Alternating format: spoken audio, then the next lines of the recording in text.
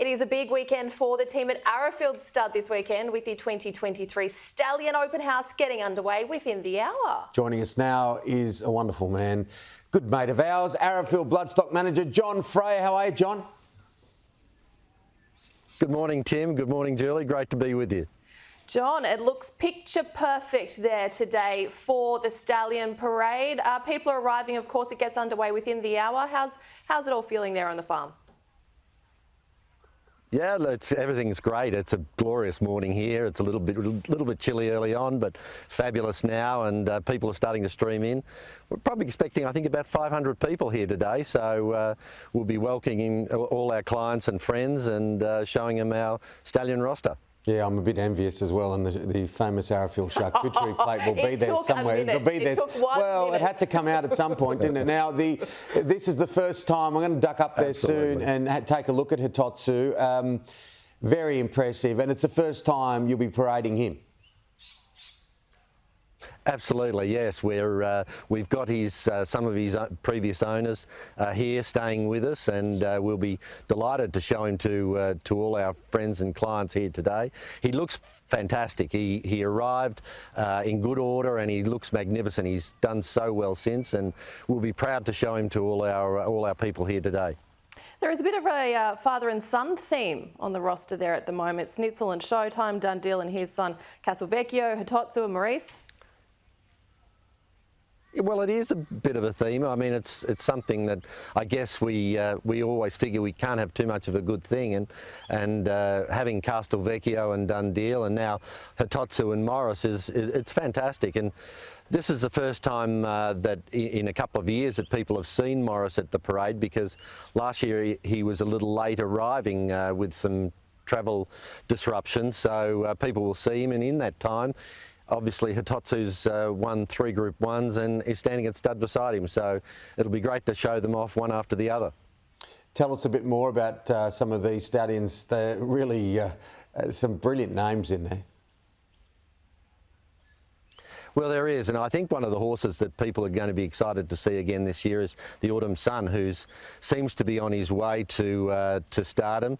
He had a great winner last week, as we saw with Autumn Ballet. He's got Tutta La Vita in today in the up-and-coming stakes. We've got her connection staying with us as well, so we'll be all excitedly watching that this afternoon on the TV.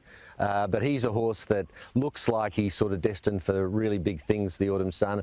And of course, he was such a great racehorse, ridden by Kieran McAvoy, who's sending him some mares himself, which is great. But he's a horse that has let down amazingly well. He looks absolutely superb, and every day that goes by we look at him and we think he looks more like Redout's Choice as things go along, and he's hopefully take the mantle from him and Snitzel as well. Also news this week, John, that champion mare Winx will visit the mighty Snitzel this breeding season. Yes, yeah. I mean, what a fantastic mare she was, and it's so exciting to have her and Black Caviar visiting Snitzel again this year. He's been a magnificent stallion, of course. He's been 4-time champion sire, 4-time champion 2-year-old sire, the Golden Slipper winner again this year. So he's a magnificent stallion, and he should be the perfect match for Winx, we thought. You know, she was a horse that was capable of almost anything, but with the Snitzel speed infused into it, fingers crossed that she'll produce something maybe nearly as good as herself. What about Mazu? Hearing from Peter Snowden during the week, put on weight, trial beautifully, and your boss, John Massara, took the decision to go twice with Mazu last year and this. Well, we did, and I understand that he has. He's thickened up tremendously, and I think Peter and Paul are hopeful that he's in for a big campaign. But we took the view that he was a type of horse that was relatively immature last year, and that he would only continue to improve.